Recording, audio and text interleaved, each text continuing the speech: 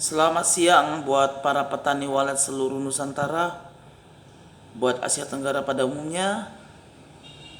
Selamat ketemu kembali dengan saya, Christian Purba, di channel kesayangan kita, Republik Walet.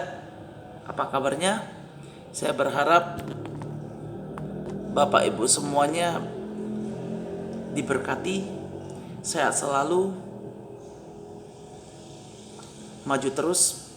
Dan saya berdoa kiranya rumah walet Bapak Ibu semuanya diberkati, melimpah ruah, full house, sukses selalu. Oke, kita bicara saat ini mengenai pakan. Kalau kita bicara tentang pakan, pakan itu apa untuk walet? Apakah penting untuk sebuah RBW atau tidak? Kalau kita bicara tentang pakan, pakan itu adalah serangga-serangga kecil yang dimakan oleh walet.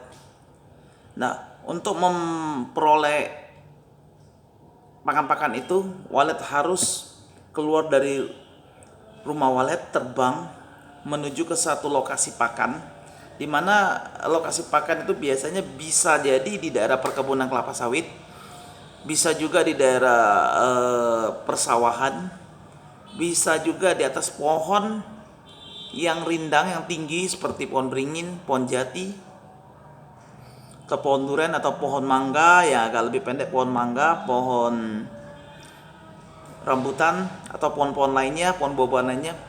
Nah, serangga yang dihasilkan itu beraneka ragam, begitu banyak, dari ukuran 2 mili sampai ukuran yang 12 mili. Saya pernah baca satu artikel tentang pakan yang dihasilkan oleh walet. Penelitinya adalah seorang ahli biologi, ahli kehewanan, asalnya dari London, Inggris. Dia meneliti di daerah Gua Walet yang ada di daerah Sarawak, Malaysia. Saya pernah baca di Google, di mana beliau, saya lupa namanya, beliau dalam bukunya mengatakan bahwa satu ekor anak walet yang masih merah, ya, ketika jam 8 malam dia masuk ke gua tersebut, dia keluarkan, dia ambil, kemudian dia buka, dia punya mulutnya dia buka, dia ambil pakai pinset, dan dia keluarkan serangga yang ada dalam temboloknya. Kalau kita bicara ini temboloknya, darah leher ini, dia keluarkan. Ternyata hasil penelitian dia, anakan walet diberi makan oleh induknya serangga berukuran 2 mili sampai 12 mili. Banyaknya lebih kurang 1.200 serangga per ekor, ya, hasil penelitian dia. Jadi kalau kita ditanya tentang pakan ini, di alam itu bervariasi banyaknya. Walet makan beraneka ragam serangga, bisa lalat buah, bisa juga hama wereng, bisa juga yang lainnya. Nah, kalau kita bicara tentang pakan, apakah penting dalam sebuah rumah walet? Itu kembali lagi, saya tidak mengatakan itu pakan tidak penting. Mau dibilang penting, penting. Mau dibilang tidak penting amat. Tapi ada dikasih bagus, nggak dikasih juga tidak ada masalah. Buat teman-teman pembuat pakan, penjual pakan, saran saya satu, tolong Anda ciptakan pakan yang lebih baik lagi, yang bisa menghasilkan serangga-serangga yang lebih banyak variasinya, bukan satu jenis. Selama ini cuma lalat buah. Kalau bisa mengeluarkan jenis serangga yang lain, sehingga bervariasi, banyak dimakan oleh walet, sehingga anak-anakan yang keluar dari rumah walet, dia akan teringat kembali dan kembali lagi ke rumah walet tersebut. Sehingga anakan kalau bisa dipertahankan hingga 30% sampai 50% anakan balik ke rumah kita. Bayangkan berapa banyak sarang yang dihasilkan dari anak-anak yang balik tersebut. Nah, kembali lagi tentang pakan. Saya kebetulan dulu saya menggunakan pakan. Kalau Anda lihat video-video saya sebelumnya, saya pernah menggunakan pakan daripada Raja Walet, di mana pakan yang menghasilkan 4 jenis serangga. 4 jenis serangga. Serangganya sama, tapi 4 jenis serangga yang berbeda warna. Kalau jenisnya sama, yaitu lalat buah, ada coklat, ada hitam, ada abu-abu, dan ada putih susu. 4 jenis serangga. Nah, kalau saya ditanya mengenai pakan tersebut, bagus. Kenapa? Karena sarang yang dihasilkan lumayan besar, tebal. Bayangkan untuk sarang mangkok biasanya beratnya sekitar 8 sampai 10 gram di musim kemarau. Musim panas 8 sampai 10 gram. Menggunakan pakan Raja Walet itu bisa meningkatkan sarang dari 8 sampai 10 gram menjadi 14 sampai 16 gram. Di musim hujan bisa 18 gram. Bagus. Sangat bagus.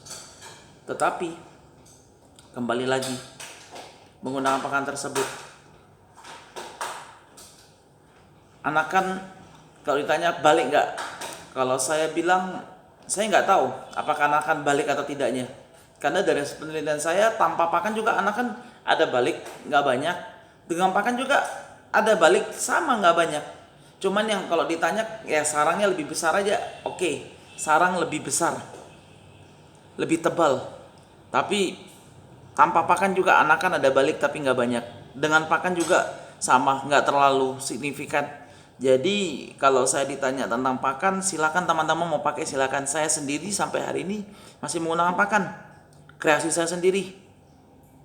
Pertama berbahan murah yang bisa tahan lebih kurang 1 bulan sampai 3 bulan dengan modal 100.000. Buat teman-teman yang mau menggunakan pakan kreasi sendiri, nanti saya akan bagi di deskripsi, nanti di bawah ini saya akan tulis bagaimana cara pembuatannya. Teman-teman boleh baca, boleh dicoba, boleh juga Anda gunakan di RBW Anda, dan Anda buktikan sendiri bagaimana apakah walet tersebut, anakan tersebut ada balik. Nah, kalau saya ditanya apakah serangga-serangga yang dihasilkan tersebut dipakan oleh walet, saya tidak tahu karena saya sendiri tidak meneliti sampai hal yang sedetail itu. Karena saya sendiri tidak memasang kamera. Mungkin harus ada penelitian khusus lebih detail lagi mengenai pakan tersebut apakah dimakan oleh walet atau enggak. Tetapi menurut saya di alam yang begitu beraneka jenis, beribu jenis serangga, ukuran yang kecil sampai yang besar yang dipakan oleh walet, bagaimana kita bisa menyediakannya? Anggaplah satu yang sesuai dengan apa yang dibicarakan oleh peneliti dari London tersebut. Satu ekor anakan memakan dikasih induk oleh induknya 1.200 ekor serangga 2 mili sampai 12 mili. 2 mili sampai 12 mili satu ekor. Satu ekor anak. Satu sarang terdiri dari 2. Kalau kita punya 1.000 sarang, Anda kalikan saja sudah berapa ratus ribu ekor serangga yang dimakan oleh walet dalam gedung kita. Apakah terpenuhi dengan kita menciptakan pakan sendiri? Belum tentu. Jadi kalau saya sendiri sampai hari ini masih pakai. Kenapa saya masih pakai serangga? Dimakan tidak dimakan nomor 2 urusan. Saya anggap itu urusan nomor 2. Karena saya punya prinsip. Walet sudah memberi saya pundi-pundi ekonomi, memberi saya fulus, memberi saya uang. Saya cuma bisa mengucapkan terima kasih kepada walet-walet tersebut dengan apa? Menyediakan pakan. Soal dimakan atau tidaknya, saya tidak berpikiran sampai sedetail itu, dan saya belum meneliti sampai sedetail itu. Tapi itu saya beranggapan saya mengucapkan terima kasih kepada walet tersebut. Jadi buat teman-teman penjual atau penemu pakan serangga walet, saran saya tolong kreasi, ciptakan serangga jangan hanya lalat buah, tapi serangga-serangga lain yang bisa berkumpul untuk memberi ekstra manfaat kepada walet-walet yang ada dalam rumah walet yang memakan serangga-serangga tersebut, sehingga anakan-anakan yang tetas dalam rumah walet tersebut kiranya bisa balik dan menginap di RBW tersebut. Kalau kita bayangkan 30% saja sampai 50% yang balik dalam satu periode, berapa penambahan sarangnya dalam 1 tahun, dan kalikan dalam 5 tahun. Dahsyat bukan? Buat teman-teman, terima kasih sudah menonton video ini. Jangan lupa like, subscribe, share, dan komen di bawah ini. Kalau Anda merasa bermanfaat, silakan bagikan ke om, tante, orang tua, pacar Anda, siapanya Anda, silakan Anda bagikan. Semoga bermanfaat. Tuhan memberkati. Sampai jumpa di video-video berikutnya. Bye-bye.